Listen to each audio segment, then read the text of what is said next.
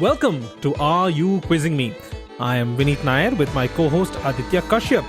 This is a quizzing trivia podcast show. Join us as we dive deep into history, science, pop culture, and so much more. Let's get quizzing.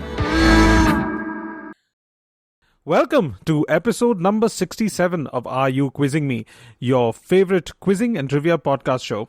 Aditya and I are back for another round of quizzing. And as usual, let's start off this episode with an audience question, which I will answer at the end of today's episode. So, in the 1980s, millions used X during exercise, and this helped to mark the beginning of the aerobics craze. During the height of X's popularity, which was roughly between 1987 and 1997, the number of people who reported that they walked for exercise rose by 30%. However, the new generation or a replacement of X could not be used during exercise. So what am I talking about? What is X? I will reveal the answer at the end of today's episode.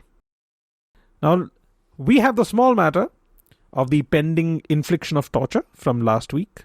So, Aditya, what's your answer to the question that you asked last week? So the question I asked last week was, how was the Indian aviation changed and by whom in a significant way? I think the answer is pretty obvious. It is none other than Shaktiman who changed Indian aviation. If you know correctly, Shaktiman came around in the 90s, around the time when there was an Indian aviation boom. But not just that. Have you realized the old Air India logo was the chakra, which is also on Shaktiman's logo, and it was also red in color, which is also the Air India color. So, if I'm not wrong, and I have a conspiracy theory about this, I think Air India's secret way of promoting itself was through Shaktiman. And I don't know how I'm going to prove this particular conspiracy theory, but I'm pretty sure that is true. So, my answer is Shaktiman has changed Indian aviation, and specifically through Air India and its colors and its logo. Oh, I am so torn. This being a trivia podcast, I'm wondering whether to burst that bubble or not. Do it. Okay, Aditya, my dear paranoid conspiracy nut. Unfortunately, that's not true. The chakra or this thing or the design that's from the second logo of Air India was from the Konark temple. So overall meant to depict a swan. The first logo was that of an archer. Now they've changed the logo again, which I don't think is a great one either. So I don't think it has anything to do with Shaktiman. That's what they want you to believe, Vineet. That's what the big Big Air. big air wants you to believe. Big air. Okay. Before we go down any further down this rabbit hole of paranoia and absolute nuttiness, let's get to the serious part of today's episode. And I'll start off with a question for Aditya. Have you heard of Gyanodanandini Tagore? No. Gyanodanandini Tagore, before marriage, she was Gyanodanandini Mukhopadhyay, was a social reformer who pioneered various cultural innovations and influenced the earliest phase of women's empowerment in 19th century Bengal. As you may have guessed from her last name, she was married into the illustrious Tagore family. She specifically married Satyendranath Tagore, who was Ravindranath Tagore's elder brother. For those who are not Indian, Ravindranath Tagore was the first Asian to win a Nobel Prize. He won one for literature. So while in Bombay, Gyanodanandini socialized in European circles. And this was the point of time when a lot of European culture and mores were coming and slightly influencing Indian cultural circles as well. She partly adapted to English customs.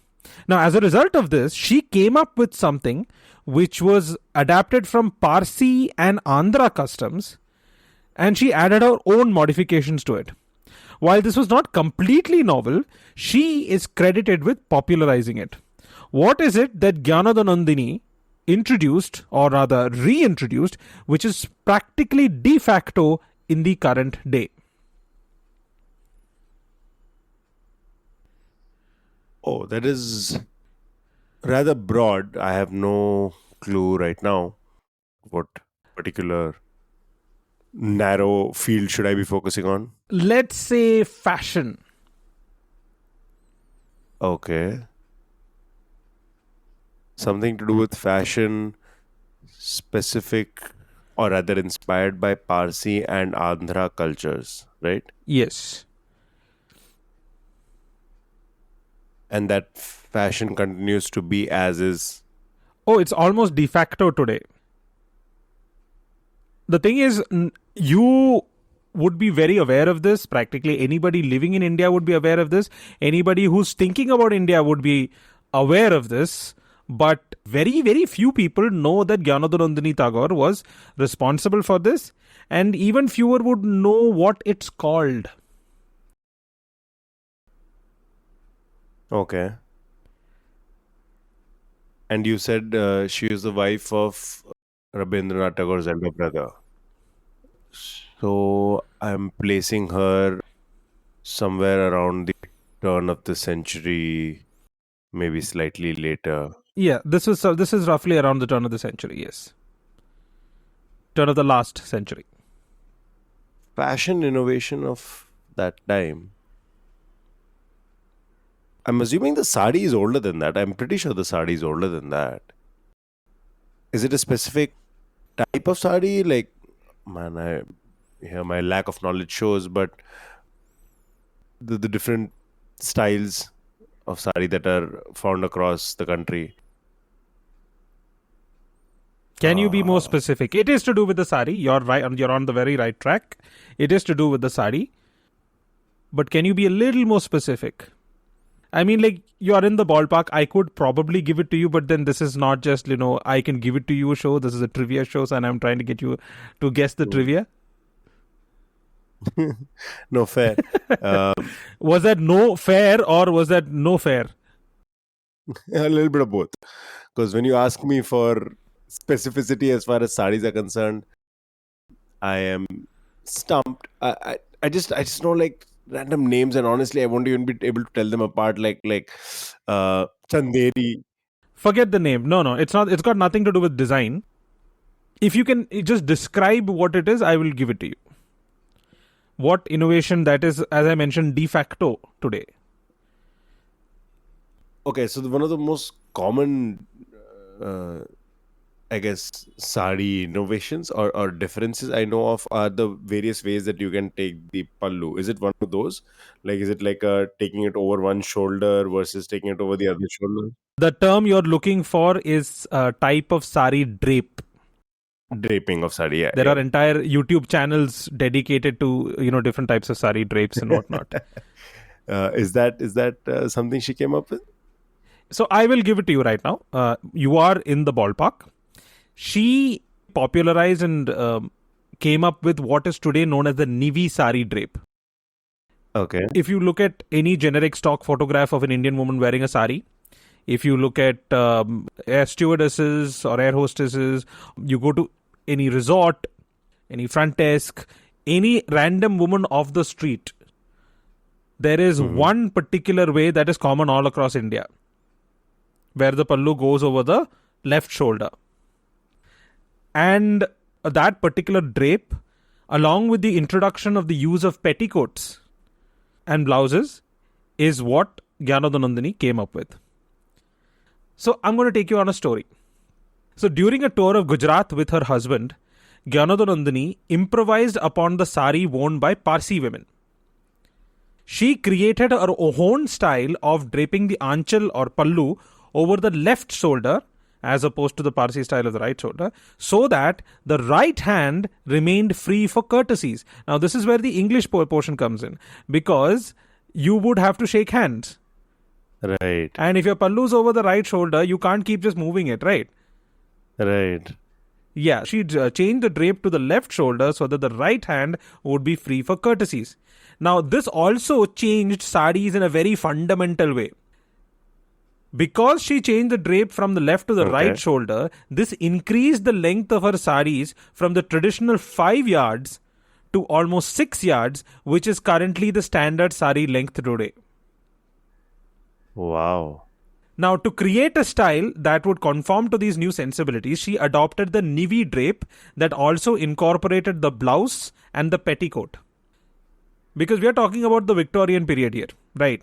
And they were notoriously very closeted and very modest and insisted on layers and layers of clothing. And traditionally, Indian women did not use any petticoats, and many of the styles did not even use blouses. But to accommodate English sensibilities, she adopted the fact that they would be wearing a blouse and a petticoat under the sari. So if you've watched any kind of period film, you know that the Hmm. Victorian women had multiple layers of clothing, multiple petticoats underneath. It was one of their things. So then this was incorporated into the sari. She even advertised in the monthly magazine Bamabodhini Patrika, offering to train other women to wear the sari in her novel style. In Kolkata, this style came to be known as the Bombay Dastur and became popular across the city owing to Devi's willingness to teach this drape to other women. The style also soon became popular among the Brahmo women of Calcutta, developing the eponym Brahmika Sari. Oh, I've heard that. Yeah. Today, the name is called the Nivi drape. This is called the Nivi drape. This is the standard template for wearing a sari. Now, a little bit of the name Nivi. The earliest references to the Nivi drape date back to the Vedic period. An 8th century literary text Hmm. describes a woman dressing up in a Nivi sari. The frescoes of the Ajanta caves also showcase drapes that are reminiscent of the Nivi drape and feature front pleats. Some theories attribute the Nivi drape to the Dravidas, noting its similarity to the Veshti worn in South India, which also involved the pleating and tucking of fabric at the navel. Furthermore, the lower garment, commonly worn by women in this period, was called the Nivi or the Nivi Bandha, supporting the theory that the Nivi drape originally originated in Andhra Pradesh. So the standard template of a sari was standardized by Gyanodanandini. She introduced the blouse, she introduced the petticoat, she introduced the drape, and also the length of the sari, which is now standard, came from her. Very interesting. So she was basically the OG fashion influencer. Literally, get ready with me. And not just that, I would say she's probably influenced more women's fashion in history than probably anybody else. Yeah, single-handedly for a billion people. More than a billion people, because we are talking about an entire century's worth of. Oh, true, true, true, true. Yeah, yeah. That is pretty impressive. That's pretty insane. Wow. Okay. So, from that lovely piece of trivia, honestly, who would have thought that one woman could have changed fashion so measurably? From that lovely piece of trivia, I'm going to move to another person who has changed, I guess, a field that is close to my heart. And here we are talking about space exploration and specifically NASA's Apollo program. It's a very simple question. In 1968, who was declared as the mascot for the Manned Flight Awareness Program, which is now called the Space Flight Awareness Program? Woody Woodpecker. No, it's not Woody Woodpecker. How do you come to that answer? No, because I've seen some kind of reels from that era, where NASA had kind of educational videos with Woody Woodpecker. If I'm remembering that correctly, is it anybody in Disney? No, it's not a Disney character. Okay, because my other option was going to be either Donald Duck or Goofy. Kind of sad that you didn't say Pluto. Was Pluto around at the time? I didn't know. I didn't know if he was. I thought he came later. Could have been later. But anyways, it's not none of those characters. Mascot of the manned space flight. They did send up a monkey, right? The Russians sent up a dog. They sent up a chimpanzee or something, right? Yeah, I believe so. I believe so. I think I've seen some pictures of that. But this is Character, not an actual Okay, not an actual mascot. Okay. animal that has ever been Hmm. said. Yeah. Okay, clue please. Okay, a very famous piece of, well, I guess fashion also in this case, but more utilitarian than anything else, that is worn by the astronauts is also, in a way, a reference to this character or carries the name of this character because it looks similar to this character's appearance. So something very specific that the astronauts wear, that when you think of somebody like Neil Armstrong in his outfit, in his attire as he was doing the moonwalk and what else, you would see that being as a prominent part of his attire. And that was named after this character as well. It was named after this character. Oh, it was commonly called by the name of this character. Okay, two things come to mind when you like in the images. Two the images pop up in my head. One is the kind of space helmet, and the other would be the classical astronaut suit. Right, everything below the helmet. The astronaut suit makes me think of the Michelin Man. No, it's not the answer. That's not the answer. Okay, and the helmet, I was thinking of maybe Marvin the Martian or something like that. But then, Right. So I did say when you picture Neil Armstrong walking on the moon, so he would have the helmet on. Imagine him in the photo op on back on Earth when he wouldn't have the helmet on. If he would be holding the helmet by his side as they did during a lot of those pictures. yeah, is it to do? It's not to do with the helmet though. No, but it is above the neck, if that helps. What? They wear a kind of balaclava kind of thing, but with the face open. Yeah. So you don't have to worry about what it's called because it is named after the character. That is the answer. What I'm looking for is rather why was it called after this character? And that should hopefully lead you to the character. And I'll even help you with the why because it looked very similar to this character and how it is portrayed. I was just trying to imagine that, and I remember that like their face was visible, but everything else is covered. So my mind again went to like Mickey Mouse, like his face is kind of circumscribed that way. But you said it's not Disney, so it's not Mickey. Who else? Okay, so it's a black and white communications cap. It's a black and white communications cap, which kind of covers both the ears. And I guess listeners can't see what I'm doing with my hands right now. But just imagine something covering like a big headphones, like a Beats headphones kind of thing, which is covering both your ears, but stuck much closer to the face, which looks like this character. Oh God, I am just swimming in despair right now. I cannot think of anybody that's coming to mind. I thought of the Phantom, but then I don't think they'd make a character like the Phantom. Obviously, the mascot of the manned space flight. Who else looks like that? Nope. I blanking, absolutely blanking. So this character, while in its regular appearance has nothing to do with aviation, in one of its alter egos is quite the pilot. Bhalu, but again, that's Disney.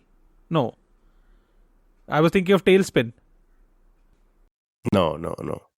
Oh, that's a good guess, but no. Why is it only Disney coming? See, this is what the Disney hegemony is influencing all my answers. It's everywhere. Honestly, this podcast, if it was recorded a few years later, probably Disney would own this character as well because Disney is going to own everything. Yeah. But as of now, Disney does not own this character. Okay, so I'll give you one more clue. This character did not start off in, say, an animated movie or an animated series or a TV show or anything along those lines.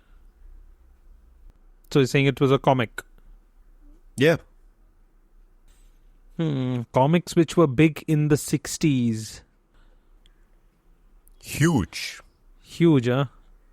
No, there were a lot of comics in those days which were huge, which most people have not heard of, like Blondie, but I don't think it's Blondie. So No, something that would be well known even today amongst anybody who reads comics even casually today.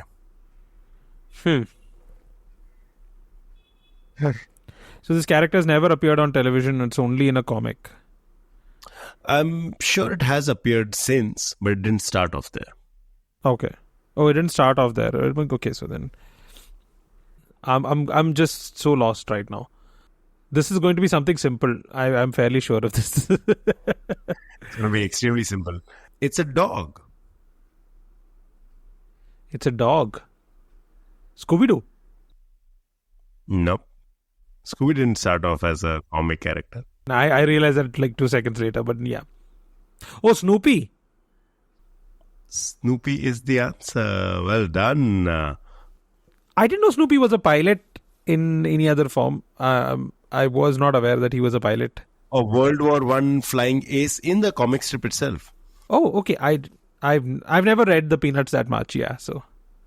Okay, all right. So Peanuts, and especially Snoopy, is famous for having alter egos who are phenomenal at whatever they do. So he has had a Olympic skier Snoopy, a rough and tough hockey player, but one of the most famous ones is the World War One flying ace. Oh, okay.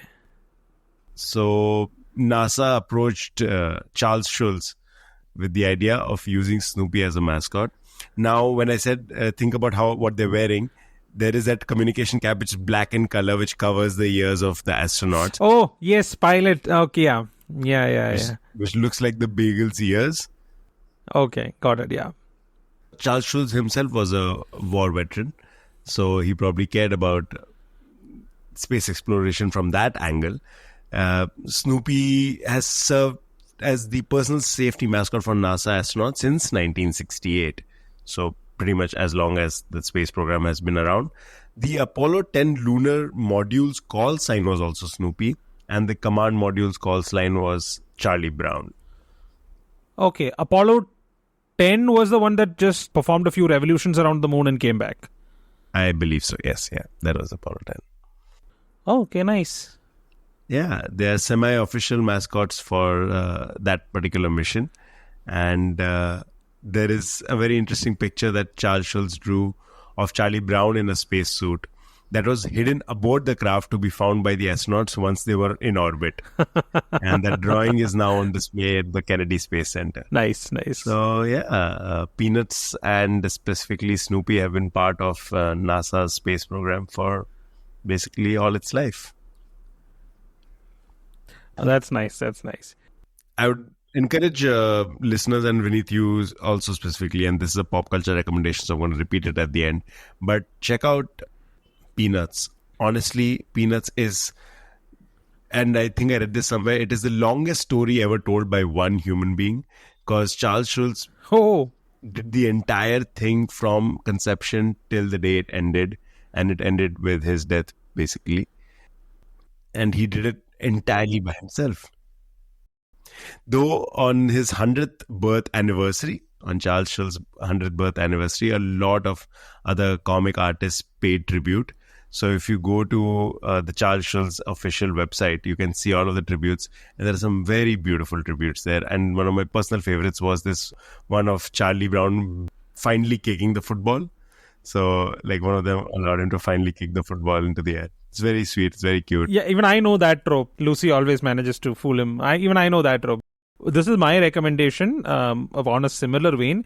I was not an avid reader of Peanuts. I was more of a Calvin and Hobbes reader.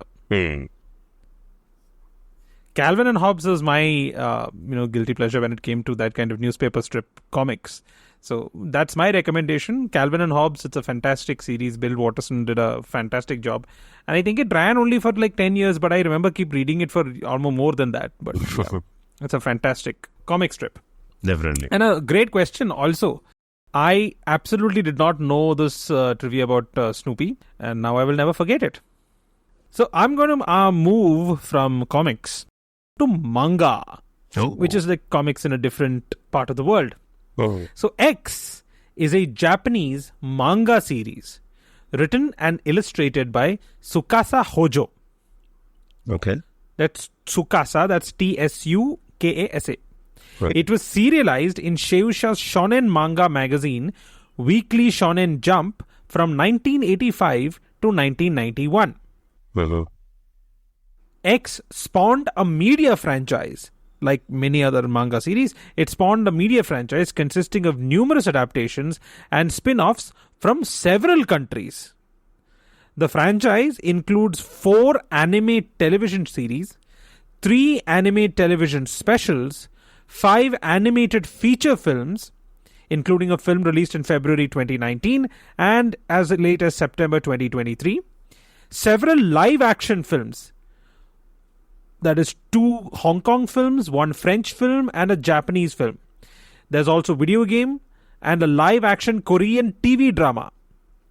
It also had a spin-off manga called Angel Heart, which in turn spawned its own anime television series and a live action Japanese TV drama.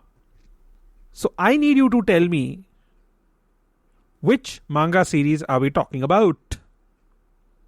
I'm assuming this has to be something very famous. It is very famous, and let me also say that it's quite topical. Okay. Oh, because I was going to guess something like Pokemon or Avatar or something like that. But No. that doesn't feel very topical. I think the easiest way for you to crack this would be the fact that I mentioned there are several live action films, out of which 2 are Hong Kong films, 1 is a French film, and 1 is a Japanese film. So nothing in Hollywood. No Hollywood as such. Okay. You should know I'm not that big a manga fan. I'm not an otaku. So Oh, see, you knew that. I didn't know that. I'm not familiar with all of manga and anime history, but I do know the famous ones. This is a famous one. Okay. No, I don't know right now anything about non-Hollywood film adaptations of mangas at all. So Okay, so let me just put it this way. One of the Hong Kong films was a 1993 live-action theatrical adaptation, which was released in America, in Hollywood, with an English dub by Fortune Star and 20th Century Fox. okay. That's how I know this film, because I know this film and I know this manga from the 90s, because there was a movie I watched in the 90s, a Hong Kong movie, featuring this manga. And you're saying it was dubbed and released in the States side as well? Yes, because I remember seeing a dubbed version. Sure. I didn't obviously watch the Chinese version, or the Chinese language version. Sure. 90s, did it star any famous Hong Kong actor from the 90s? It was like Tony Leung or Jackie Chan or something. Yes, so now you've reached the crux of the question, which should give you the answer. Who is arguably the most famous 90s action star from Hong Kong? Obviously Jackie Chan then. But Yes. what are his famous films from the 90s? 1990, what did he say? 5. The movie was released in 93. 93. It was an action comedy. He's quite the prolific actor. I'm assuming Yes. Rush Hour is not it. No. It's not Rush Hour.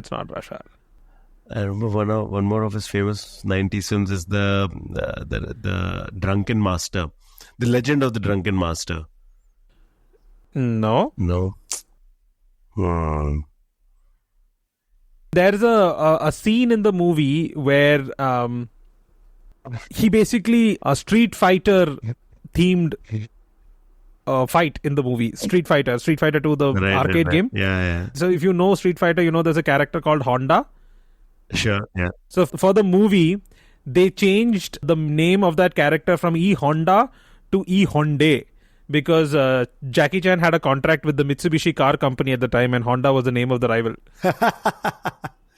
Oh, that's a fun piece of little trivia attached to it. But yeah, I don't know at all. No, I have no clue right now. Okay, now my second clue to you, which I had mentioned earlier, was that it's a topical. I'm asking this question now for a specific reason. So, Is there another version of it coming out? aha. Okay, so Oh man, you know what? It's going to be ridiculous because I have not watched any OTT platforms recently. So is it on an OTT platform now? Because I am so out of Yes. Oh, It is on Netflix. I'll give you that much. It is on yeah, Netflix. it has been a few months since I saw Netflix.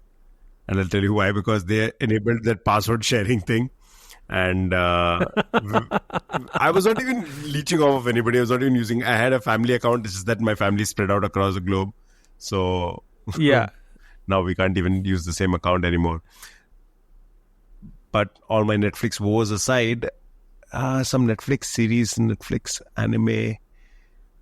Let's say it's a movie. It's a Netflix movie. It's not a series. It's a Netflix movie. Oh, a live action film? Yes, it's a live action film. Is it an adaptation? Is it like starring white people, like a Hollywood adaptation kind of thing? No. They've got an actual Japanese actor this time. Oh, okay.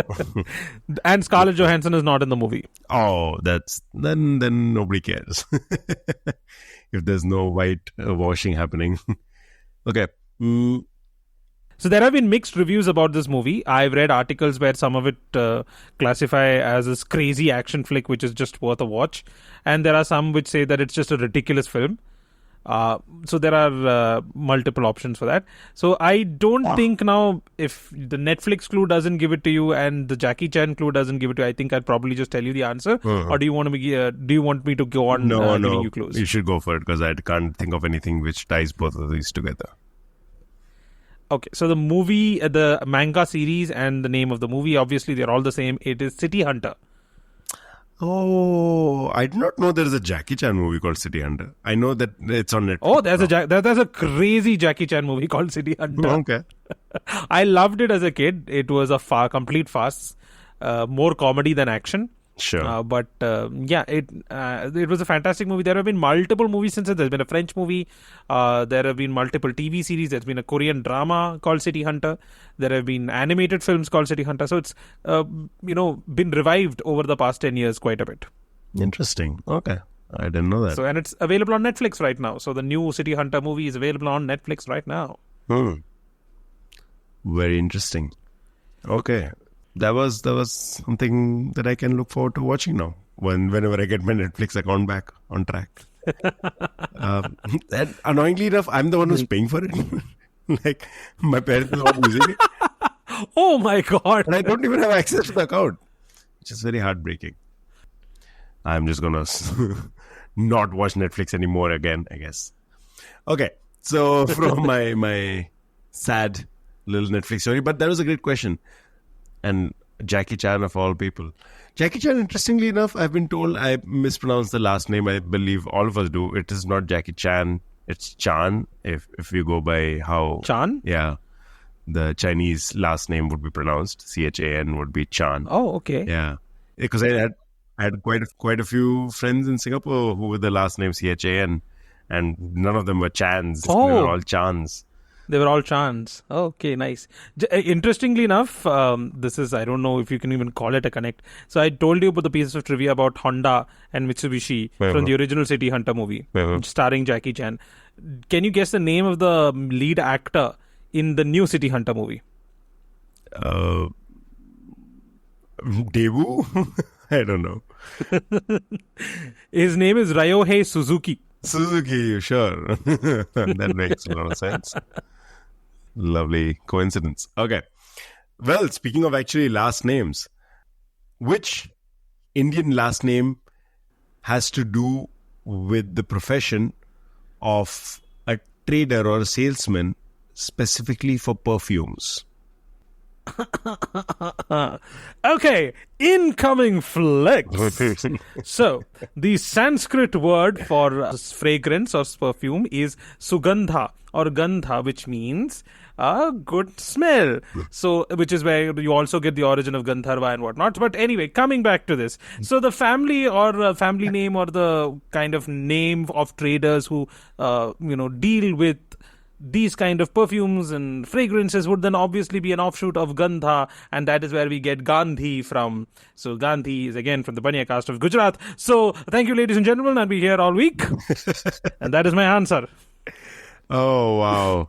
I want to be annoyed at how quickly you got it, but I'm just impressed right now. To be fair, I had dug this piece of a trivia out and asked it as a question. I think it was at Father Muller's Medical College, maybe like 5-6 years ago. So that's that's been in my head for a long time now.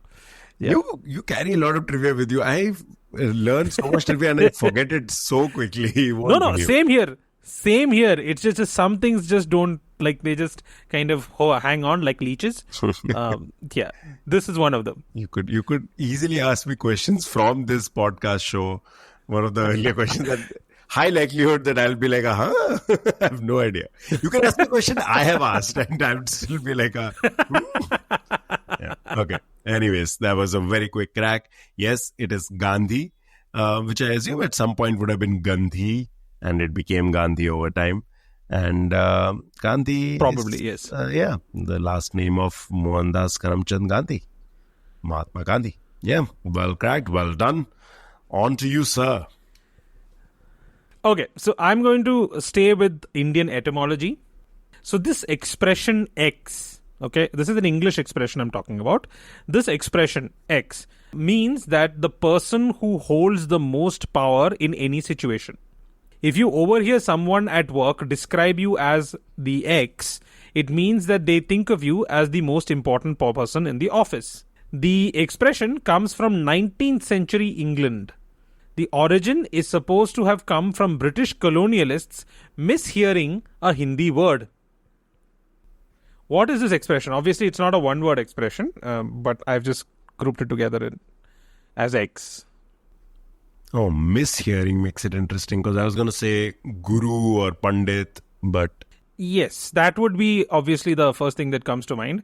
But yeah, it's misheard. And what does the Hindi word mean? Okay, it's a Hindi or Urdu word. It's a word for thing. Thing. Cheese. Oh, the big cheese? Yes, it is the big cheese. What? Yeah. What? I had no idea. Okay. Interesting. Yeah. So the big cheese.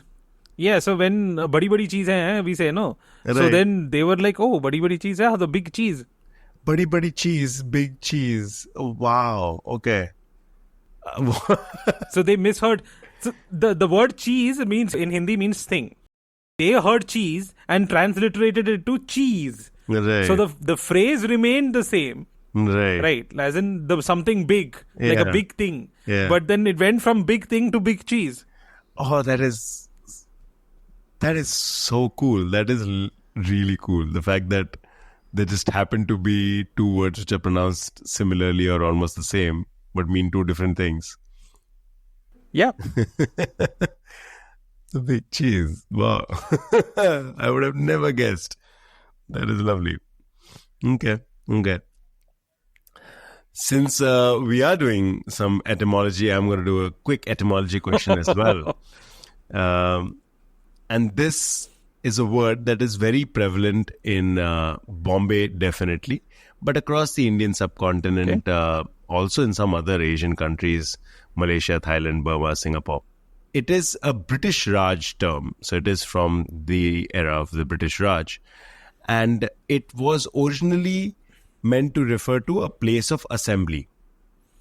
Now, you would assume that the way it is used today and what it refers to, its origin or its etymology lies in ancient Greek, but you'd be wrong because it isn't ancient Greek, rather a Persian word that it derives its origin from.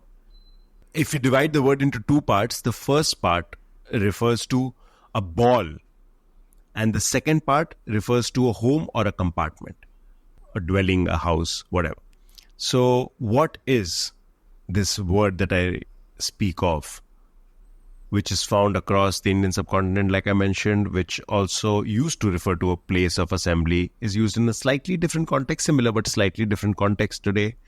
You would assume, because of the way it is used today, that its origin is Greek in nature, but it isn't. It is actually Persian, where the first half comes from the word meaning ball and the second half means something along the lines of home or dwelling or house. Okay, when you first said place of assembly, my mind went to Maidan. Wow. But then when you mentioned the Greek thing, that points me towards gymkhana. Oh, well cracked. Very well cracked. That is the right answer. Yes. Oh, Vinit's on fire Oh, today. thank you. Yeah, Gymkhana is the answer. Yeah. So, again, this was just a common word that I saw being used across Bombay very often, actually. I don't know how many other cities use Gymkhana. I think they're called clubs now in most of the places, sports Yeah. clubs.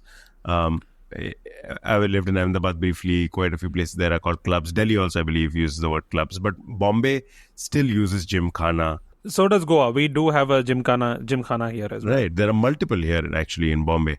And I assume Gymkhana, gym, because that's also where a lot of sports and stuff happen. It has nothing to do with the Greek word gymnasium, gymnastics, nothing along those lines. It is just actually Jamaat Khana, which apparently had something to do with Jamaat somehow being derived from Gend. And that's what ball is in Persian. And that evolved to Jamaat somehow. Okay. And Khana obviously being compartment or house or home or dwelling. So yeah, this very cool piece of trivia that Gymkhana had nothing to do with gym kind of blew my mind. Nice. Yeah, nice. Very workoutable question. I appreciate that. You gave a lot of clues right up front. Front-loaded it with clues. Okay. Let's move completely away from etymology and other things like that. This is a very simple question. You know the answer, but you may not know that you know the answer.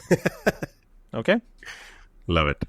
This disease or group of diseases have the highest mortality rate of any disease that is not inherited. Like, obviously, you know, there are certain genetic diseases. If you're born with that, sometimes you just don't get born. You die in utero, or you die within a few years after birth. So that's like a mortality rate of 100%. So there are a lot of inherited diseases that way. But this group of diseases has the highest mortality rate of any disease that is not inherited. That is 100% mortality. Whoa. If you catch this disease or you get this disease, you will die. Okay.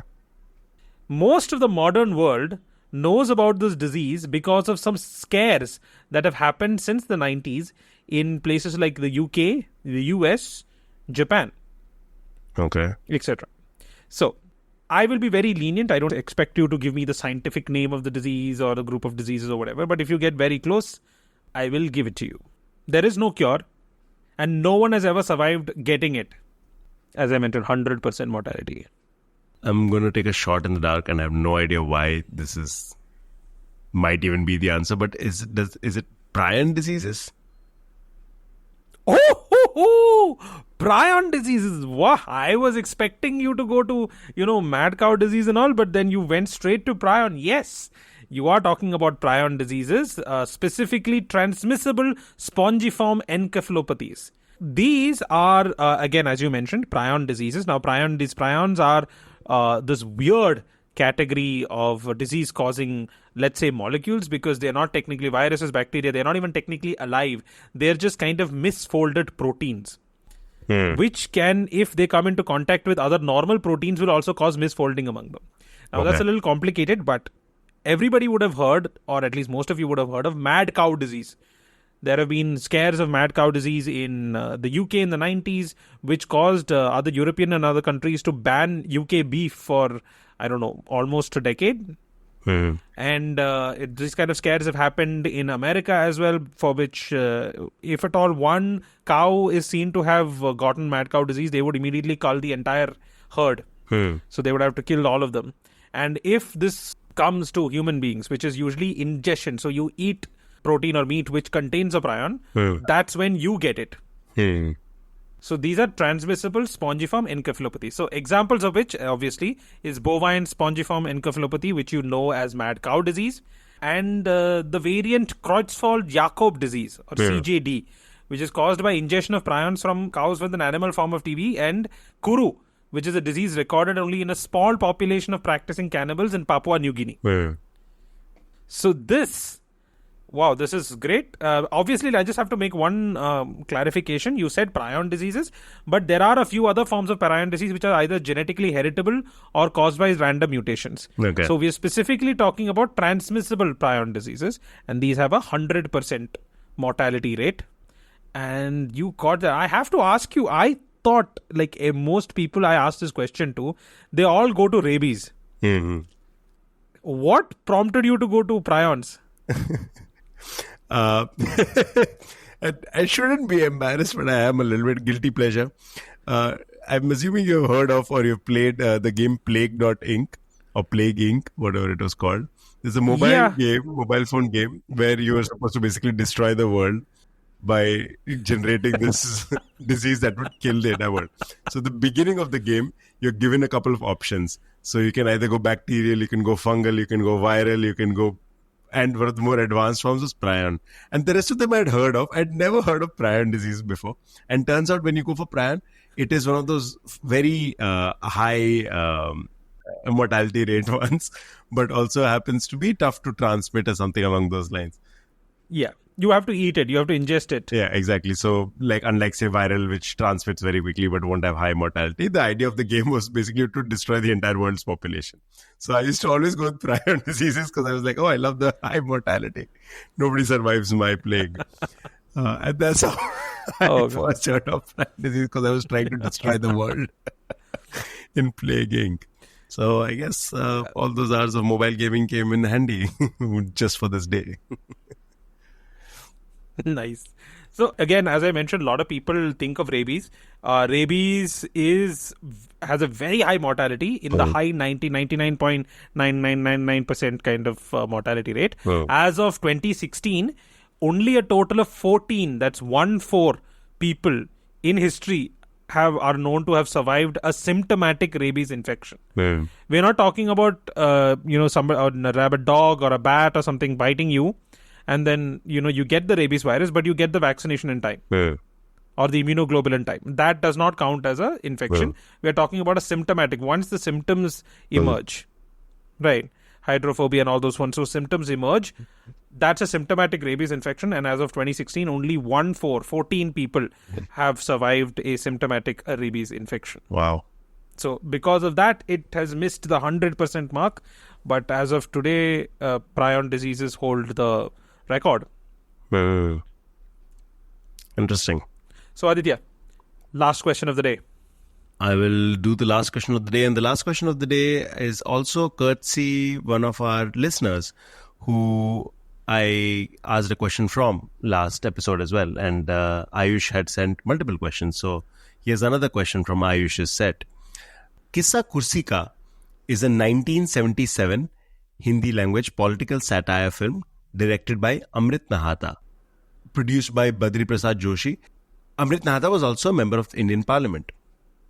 This movie spoofed something that came about during emergency or right before emergency, which is still around today.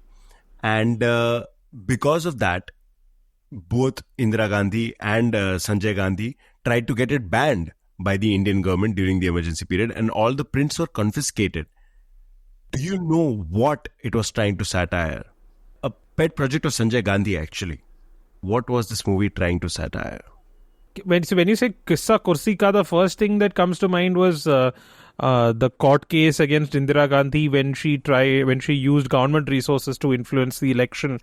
And that's why, the court case came and her election was regarded as invalid, and she declared the emergency as a, result of that. But you're saying it's have to do with Sanjay Gandhi, right? Yes, it was Sanjay Gandhi's plans. Sanjay Gandhi's plans, I remember, like, when you talk about Sanjay Gandhi, there are three things that come to mind. One is the forced sterilization, drive. The second were the destruction of slums. And the third, and frankly, his only proper legacy would be Maruti Suzuki. He was responsible for putting that up. Hey, well done. All right. Today has been a day of quick cracks. Maruti Udyog, which was which was established in 1981. Before that, the auto manufacturing plans that Sanjay Gandhi had initiated was satirized in this particular film, in Kissa Kursi Ka. And he was so annoyed by it that he not only wanted it to get banned, which I think they managed to do temporarily, all the prints of the film were also confiscated and were sent to the Maruti Udyog factory, apparently, where they were burnt. So, including the master print. So, yeah, if I'm not wrong, it is a lost film. or at least was for a while. If it has been restored, I'm not sure. It was confiscated and destroyed. Oh, I just found out the only surviving print was made available on its TV telecast on ZTV. So that is the only surviving print that that survived the ban and the confiscation. This movie came out in 1977. 77. Oh, okay. And Maruti brought out the first car, I think, 81, 82, something like that, right? So Maruti Udyog, the name itself came about in 1981. But Sanjay Gandhi's auto manufacturing plans were obviously older than that, around almost a decade older. And no. I mean, like, he'd been fishing around with the Japanese for a collaboration. Yeah, I know that much. Great question, yeah. Okay, so it's time to wind up today's episode. Let's go to our audience question, which I had asked at the beginning of today's episode, which was in 1980s, millions used X during exercise to help. And this helped mark the beginning of the aerobics craze of the 80s. During the height of X's popularity, the number of people who reported that they walked for exercise rose by around 30%. However, the new generation or replacement of X could not be used during exercise. What am I talking about? Aditya, any ideas? No, actually. During the 1980s, you said? Yes. So the 80s is when the aerobics craze came up. And the aerobics craze was enabled to a large extent by this. After buying one of these, there was more incentive or there was more motivation for them to go walking. So much so that the number of people who reported that they walked for exercise rose by around 30%. Oh, I know this piece of trivia. Why do I know this? Yeah, I know. Because you've told me the same thing before. I have told you this. Yes, because I've asked a version of this question before and you've told me this. I think it was not included in the episode, but yes, you have told me this. Ooh, okay.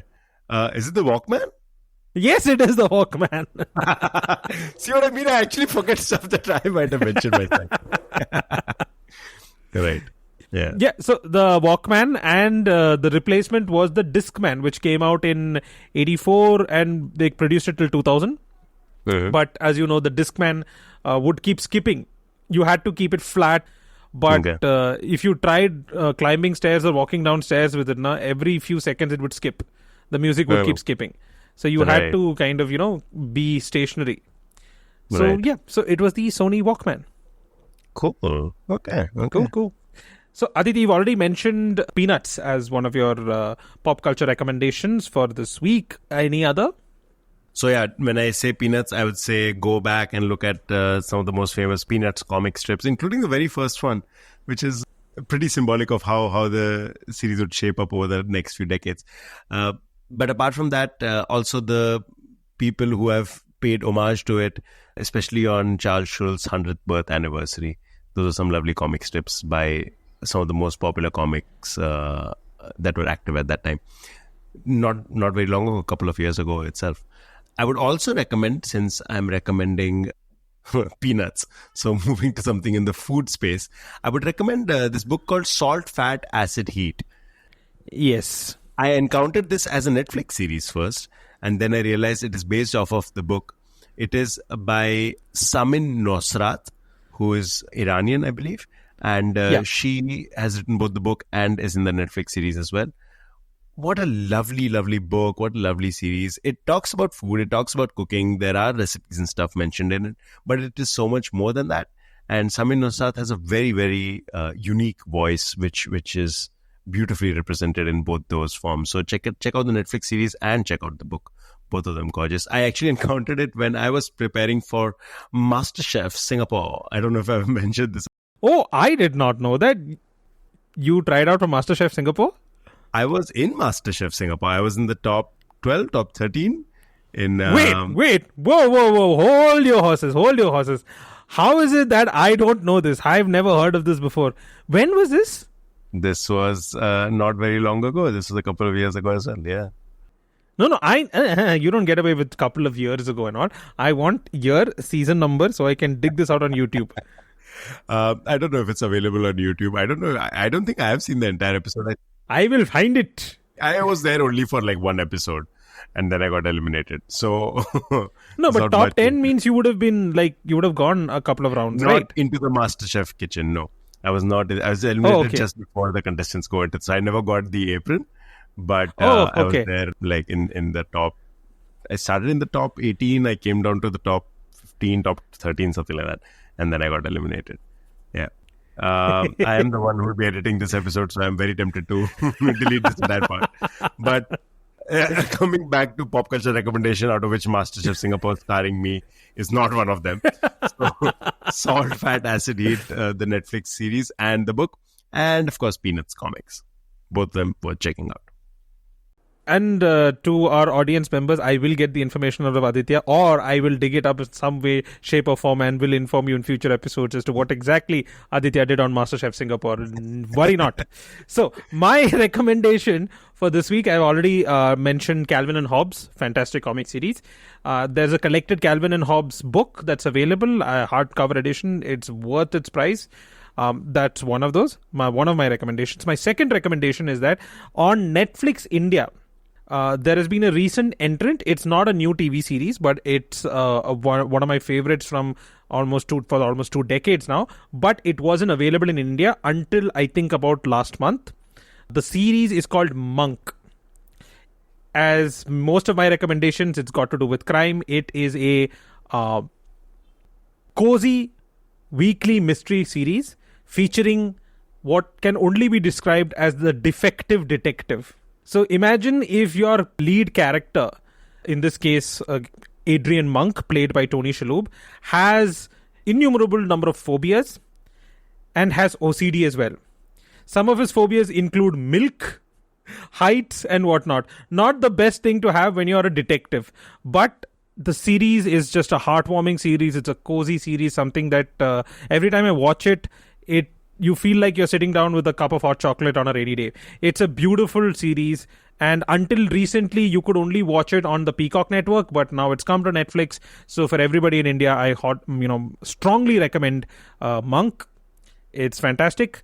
Go catch Monk on Netflix. And I think that's all the time we have for today's episode. Thank you all for listening in. Thank you for joining us and for this journey of trivia. I hope you all learned something new. I certainly did. If you like what you heard, please consider subscribing to our podcast and leaving us a review on your favorite podcast platform, wherever you're listening to us right now. We're getting new subscribers, but not many people are leaving reviews. Just take 2 seconds and give us a 5-star review. It helps us reach a wider audience, allows more people to discover and enjoy the show. We'd also love to hear from you. Feedback, suggestions, trivia. You can send us questions like Ayush did. You can send us questions on our email, areyouquizzingme@gmail.com. Just mention the name of the quizmaster in the subject line. You can also reach out to our community on Reddit. We have a subreddit, r/areyouquizzingme. And as usual, we are also available on Instagram @areyouquizzingme. We appreciate your support. Look forward to sharing more episodes with you in the future. Thank you again for tuning in and have a great day. We forgot one thing. We forgot my question for next week. So I'm just going to quickly ask that. And my question for next week is, just like Snoopy was a mascot for the NASA space program and astronaut safety, who would be the mascot for Indian space program? ISRO's space program, and that is something you'll find out next week. You can just imagine that I said this whole closing spiel again. So just go back and rewind if you want to listen to that again. But yes, this is the official end of the episode. See you guys next week.